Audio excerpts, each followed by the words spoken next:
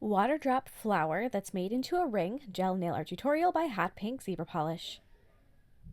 Hi everyone, in today's video I'm going to be showing you a little water drop flower ring. So these little water drop flowers have become increasingly popular recently, and so I had to try my hand at making one. This is the first one I've ever made, so if you guys are thinking, I know a lot of times people ask me how many times do you practice something before you film it. I don't practice, I just film it. I figure if it turns out right the first time, then I don't have to do it again, and if it doesn't turn out right the first time, I can just delete it. So this is the first one that I've made, and there are definitely probably some things that I would alter for future ones, but I thought I'd show you anyway. And I'm going to be using some gel polish that comes from a nice little set from Laguna Moon, and I'll show you the set in a moment, but that set is actually phenomenal and would be great for gift giving if you're looking for something like that. Otherwise, the polishes themselves are super pigmented, which works really well for doing this because you only have to do one coat of the petals, which is awesome.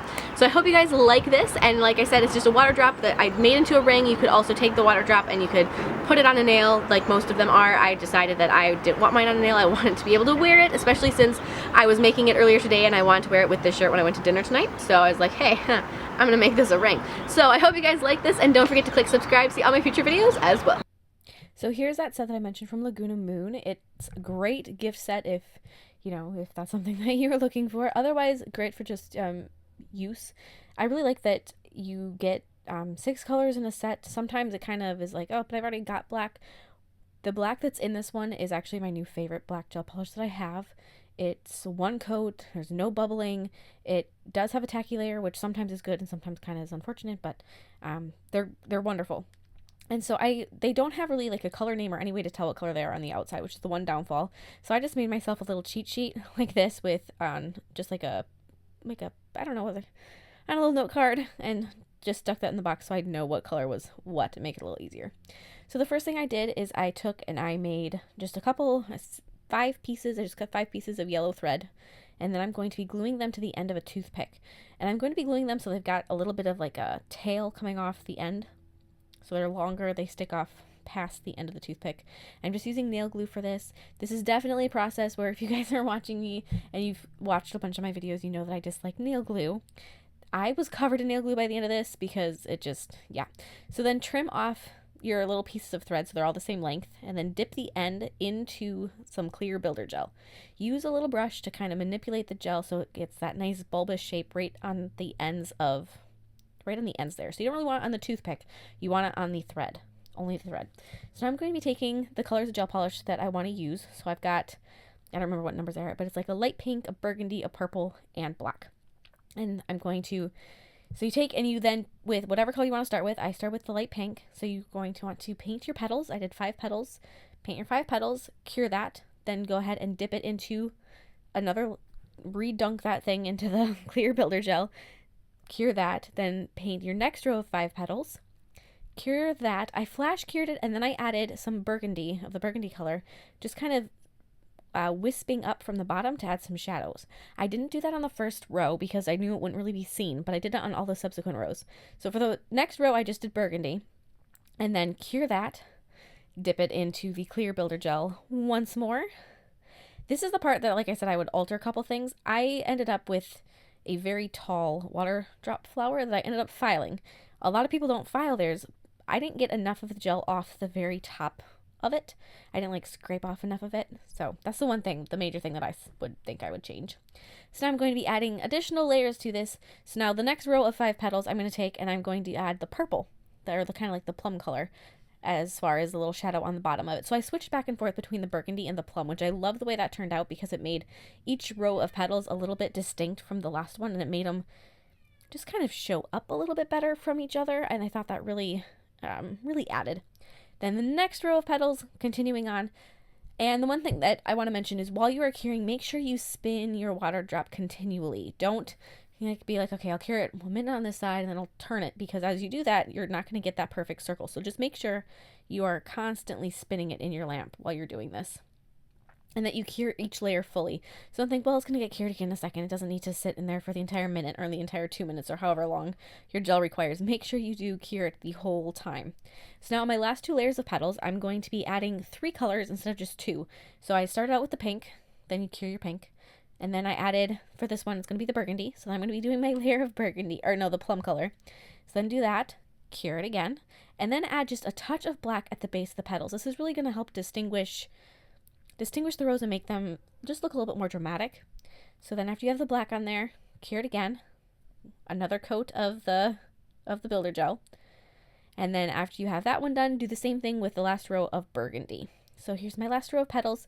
And when you're doing your petals, kind of nest them together. So make the row that you're working on between the layer of the last row. So if you've got 2 petals, put the new one right between them. So they kind of go back and forth. After your pink is cured, add the layer of burgundy, just kind of wisping it up like I said. You can do these really quick. Like the actual painting part of this is super fast. After your burgundy is cured, add your little bit of black. Curing it though, it felt like it took me forever because I'm just sitting there in the curing lamp. Add your last row of clear gel. So the last coat on this is going to be a clear builder gel. Cure it and then remove the tacky layer. So I used I just used a cleanser wipe and I'm like, you know what, this thing isn't quite it's a little taller than I wanted. So I decided to file mine. If you like the shape of it, don't file it. Just apply top coat, call it good. I just thought mine needed to be fixed up a little bit. So then I started out with an E-file just to kind of, on a really slow speed, just to get rid of a little bit. And then I took a hand file and kind of perfected the shape some more. And then I buffed it to death. Really make sure that if you do end up filing it, that you buff it and buff it and buff it and buff it until all of those little scratches are gone. Because if you don't, then they're going to show up there. You might not really see them, but it's not going to look as clear, and it just make sure that you really file it. And then apply a really generous layer of gel sealer around the whole thing. Cure that, same process, spinning it the entire time.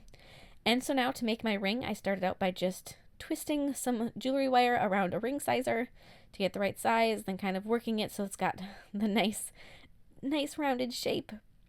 Getting rid of any extra wire. If it doesn't completely meet in the middle, that is perfectly fine. Don't worry about it, but just make sure that it's not wider than your water drop is. So you don't want it to have a huge gap, but a little one is not an issue, so fit that on there. And then wrap a nail form backing or any kind of sticker paper around your nail form or around your ring sizer, and then fit the ring back over the sticker paper. This part can get a little bit tricky because your ring doesn't really want to go back over the sticker paper, but if you kind of work it on there, you can get it, and as long as it's on there and it's not going to stick to your ring sizer, you're fine.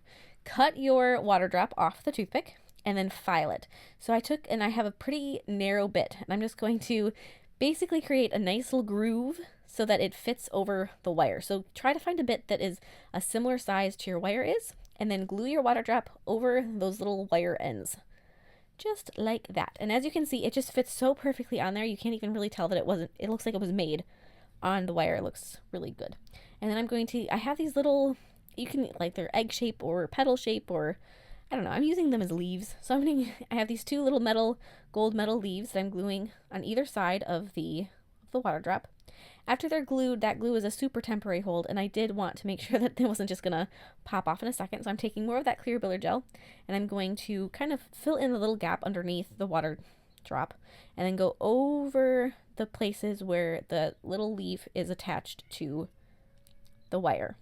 And then I placed a little green gem, cure that, do that to the other side. So first, make sure that your little leaf stud isn't going to go anywhere with some clear builder gel, and then add into that wet gel just your little rhinestone. After that is cured, so cure both sides just so that they don't, because otherwise your rhinestone might slide around some. And then I'm going to be adding 2 rhinestones on either side, so a rhinestone on either side of the green one. I'm using just a pink rhinestone that kind of goes with the colors that I used in my flower. I just wanted to kind of, I don't know, add a little bit more glitz to it without overdoing it.